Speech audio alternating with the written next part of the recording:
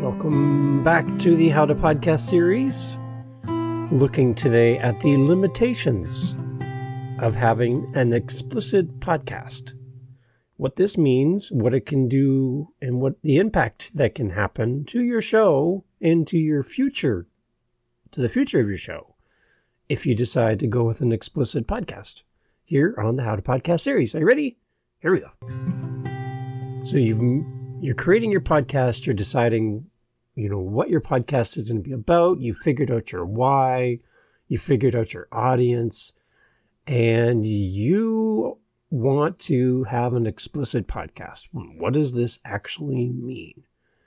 You have the freedom to create a podcast of anything you want. And that's the beauty of podcasting, is you can have a show where you can do and say anything for the most part.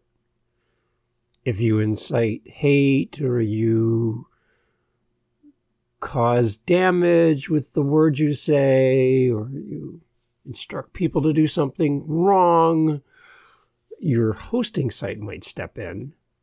They might have rules, and you might want to check on that when you sign up for a host for your podcast. Understand what their rules are. But really, you can have a podcast that's completely full of profanity, swearing, extreme sex talk, gruesome graphic talk about death and murder. But just want you to think and consider at the beginning of your podcast plan that there are several factors you need to consider before you choose to create an explicit podcast. So a few things for you to think about. Number one, if you are explicit in your podcast, whether that's the entire podcast or even a single episode, you need to let everyone know that your content is explicit. The podcast apps that provide your content to their audience, for Apple Podcasts, for example, has a commitment to child safety. And it makes sure that anything that could have explicit content is labeled explicit. If Apple discovers through organic means, which would be a person, or through AI, that you produce an explicit podcast and you do not have the podcast labeled as such, they will respond swiftly and decisively. Apple will block your podcast RSS feed, all of your episodes, from the directory, and this seriously impacts your podcast discoverability. Blocking your feed means that no one will find you on Apple Podcasts or on any other directory that relies on the Apple directory. There's several podcast apps, listening apps, that pull from the back end of Apple. So if you list your podcast with Apple, it automatically goes to these other apps. They also won't have access to your content. Now, that's Apple. Spotify has their rules. YouTube has their rules. Google has their Audible. It goes on and on and on. So they have a commitment to their audience as well. And your content has to fit within their objectives. So for Apple, for example, if your feed is blocked, you can't just resubmit it to Apple Podcasts. You actually will need to create a completely new RSS feed for your show and submit that RSS feed to Apple Podcasts. You will lose everyone that was following you, and you have to start gaining your listeners back again from scratch, from zero. These are pretty serious consequences for what Apple thinks is a serious offense. And with that in mind, if your podcast contains anything that could be considered explicit, you should make sure that your podcast is labeled correctly. Now, being explicit also limits your worldwide audience. Remember, if you're in the U.S., you're not just a U.S. podcaster. And your podcast doesn't just go out to U.S. residents. If you live in Canada, same thing. If you live in the U.K., same thing. You have a global audience and you have a global responsibility to be sure that if you're going to have an explicit podcast, you need to label it as such. While it's difficult to determine a specific list, online podcasting experts continue to report on sites ranging from Apple's community boards and Reddit. There's around 17 countries, which would include hundreds of millions of people, that ban all podcasts that are labeled explicit. Just completely ban them. They're not available in their countries. So you're saying, Dave, does that mean I'm not allowed to have an explicit podcast? Do I have to be vanilla? I want you to understand the impact of what an explicit rating on an episode or a podcast in general means for you. That's all I want you to understand, that, so that you have a clear path towards the podcast that you want to create. I'm not saying you can't do it. I'm just giving you the other side so you can think about it in your planning stages. That's the whole purpose for this podcast episode. For me personally, this is completely a personal comment. This has nothing to do with what I think you should do. Please do not read into this by any means. I have chosen to not have explicit content, and I have a couple reasons which I'll share with you near the end of our discussion today. But for me, that's just a choice that I have made. And I think it opens the doors for me to do some things that someone with an explicit rating just can't do. So when I sat down to create my why and figure out my audience, this was one of the things that I had to wrestle with. And because as I could have a guest come on, and the moment they go into certain topics or use language that would deem my podcast explicit, I have to know that up front and what I'm going to do with that. So I let my guests know, they'll ask, is it okay if I swear on your show? And I just let them know that I just edit it out because I have a global audience and I want to maintain that relationship outside of that. So that's a little bit of my insight. Again, mileage will vary. You take your podcast where you want to go. Please understand that this is your podcast and you can do whatever you want with it. I just want you to see the other side. Being explicit also limits your potential advertising revenue. Now, if you're like, Dave, I'm never going to have an advertiser. Okay, then this part you can skip.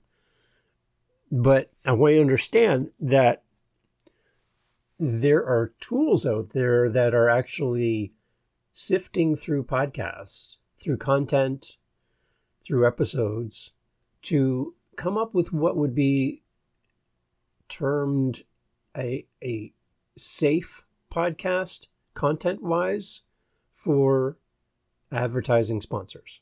They want to know that if they have the Dave's chocolate chip cookie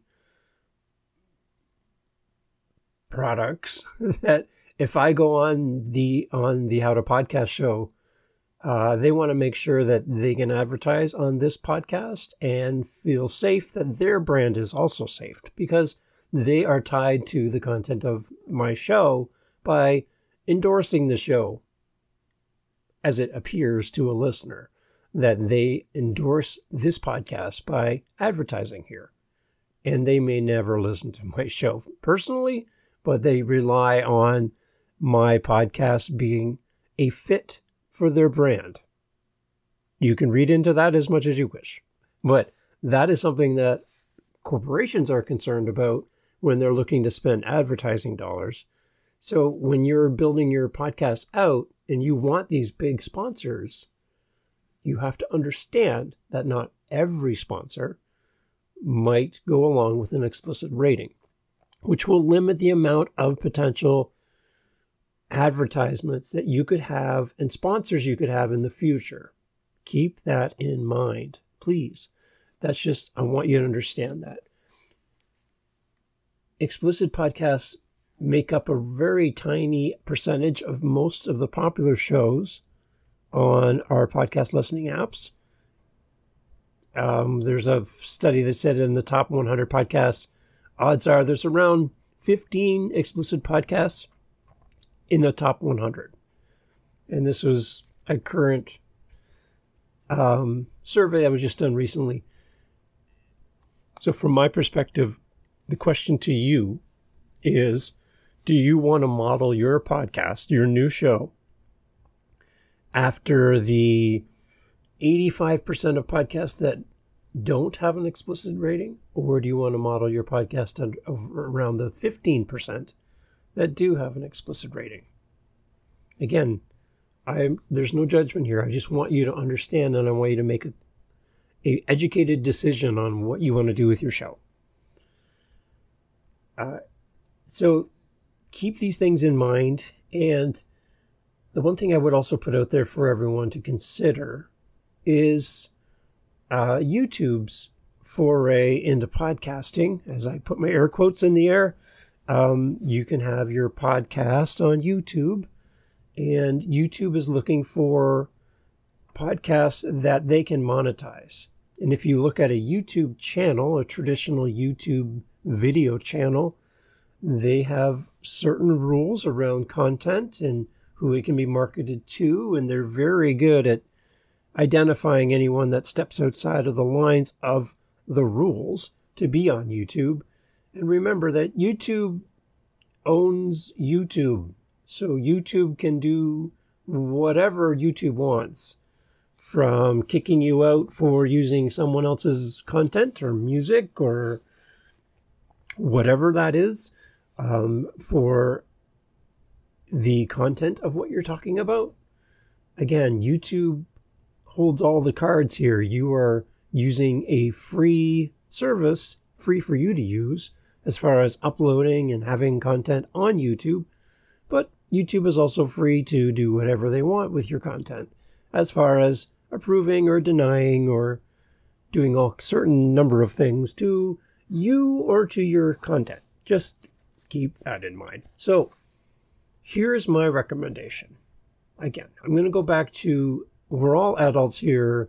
We can all decide what we want to do with our show. Is decide up front. If you're going to have an explicit podcast, then to avoid being caught for mislabeling a certain episode, I would say go at the podcast level and say, my podcast is explicit. Whether or not a certain episode is or isn't, go for explicit across the board. Then you don't have to worry about a certain episode that you forgot to mark or you didn't do it properly and you get caught and you get in trouble. Just go with the podcast level and just mark it explicit, and then just remember and remind yourself that could impact your revenue with advertisers in the future. It is going to take you out of a lot of countries that are growing as podcast listeners. You will not be in there in that coast countries at all. It's just not going to happen. And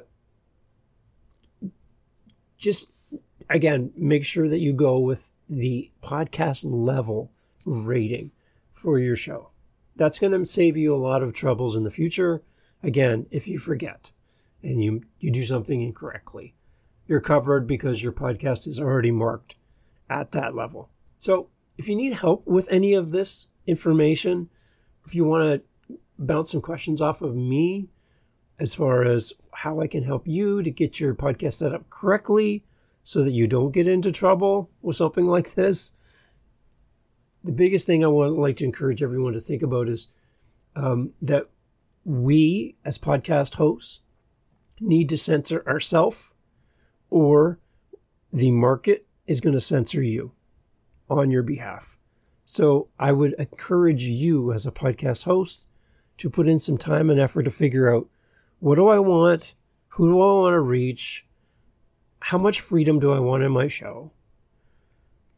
Do I want to express my opinions and speak the way I speak with the people that I speak to, and I want to have my guests speak freely? And then that's the podcast that you want to create, then create that podcast. But for me, I want to have a podcast that I know I can reach a global audience and help as many people as possible. So if you come on my show, you're going to hear something like this when you say, oh, yeah, I'll just edit it out, because I want my audience to know that they can play this podcast at their kitchen table, on the television in the living room while the kids are playing with their toys on the floor. Kids are in the back seat on the way to school, and mom or dad are listening to the How to Podcast series. There won't be any of that to worry about. And that's just the decision I've made. And again, one more time, just for those listening in the back, my decision on how I set up my show is my decision, and I am not pushing that on anyone. Please do what's right for you, but just understand what comes with those decisions. That's all I want to share. That's it. Go to howtopodcast.ca.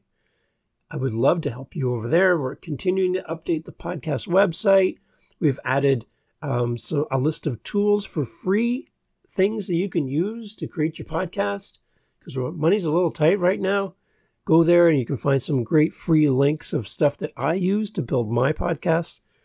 And I would love for you to check out one of my other shows. It's called Dad Space.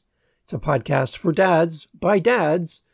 And it's at dadspace.ca is the website.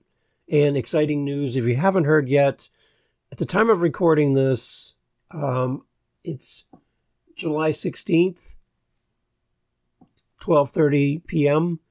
I am going to become a grandfather in the next 24 hours. Yeah, me, the young guy, going to be a grandfather. How about that? So I'm going to be listening to all my past episodes of Dad Space to figure out what the heck I'm going to do now that I'm going to become a grandfather. So thank you in advance for your encouragement and support. And by the time you hear this, I'll be knee deep in grandpahood, whatever that looks like. So get out there, enjoy, start your podcast, share your podcast. And if you need help, please reach out. I would love to work with you and help you and build you up as a podcaster so you're ready to go. Super amazing guests coming up here on the How to Podcast series as co-hosts. I've had like 20 or 30 in the last few days reach out.